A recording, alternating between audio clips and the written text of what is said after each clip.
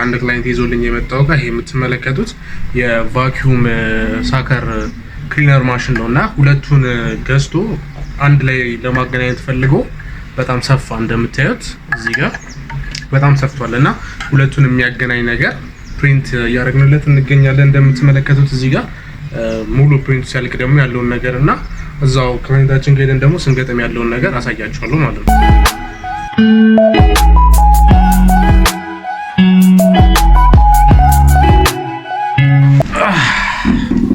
ሞዴሉን ላሳያችሁ። ፕሪንት የተደረገ ያለው ኦሬዲ ፕሪንት የተደረገ ነው። ሲያልቅ ያለው ነገር አብረን እናያለን ማለት ነው። ሞዴሉ ግን ሞዴሉ እንግዲህ ክሬት ያደረግነው ሞዴል ይሄን ይመስላል። እንደምታዩት በሁለቱም በኩል ክፍት ነው። በአንደኛው በኩል ሰፋ ይልና በአንደኛው በኩል ጠበብ ይላል። ይሄን ያደረግንበት ምክንያት አንደኛው ኖዝሉ ሰፊ ነው፣ አንደኛው ደግሞ ጠባብ ስለሆነ በዚህ መልክ ሞዴሉን ክሬት አድርገናል። A few moments later ሁለቱንም የሚያገናኝ ነገር ነበር እየሰራን የነበረው።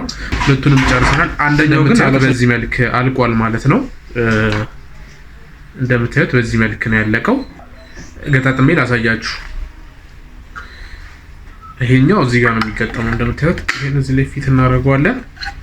በደንብ ከገፋውት ስለማያወጣ ነው፣ ስለሚያስቸግር ነው። ይሄ እንደዚህ ይገፋል። አለቀ። ይሄን ይመስላል ማለት ነው። ይሄን በዚህ መልክ አገናኝተንለታል። አንደኛው ደግሞ ያልኳችሁ እቺ ናት። እቺ የምትመለከቷት አየሩን ቀጠን አድርጋ ለማውጣት ስለተፈለገ ነው እዛ ኮምፕረሰሩ ላይ ማለት ነው። እቺ ደግሞ እንደዚህ ትገጠምና አየሩን ቀጠን አድርጋ ታወጣለች ማለት ነው። እንደምታዩት ይሄን ይመስላል ማለት ነው። ያለውን ነገር ደግሞ ክላይንት የስራ ቦታ ታገኝቻለሁ። ቫኪዩም ያልኳችሁ ክሊነሯ እቺ ናት ማሽኗ። እኛ ደግሞ ስራ ነው ኖዝሉ ነው ለመሞከር አስበን ነበር። አጋጣሚ ማብራት መስራት ነበር አልተመቸንም።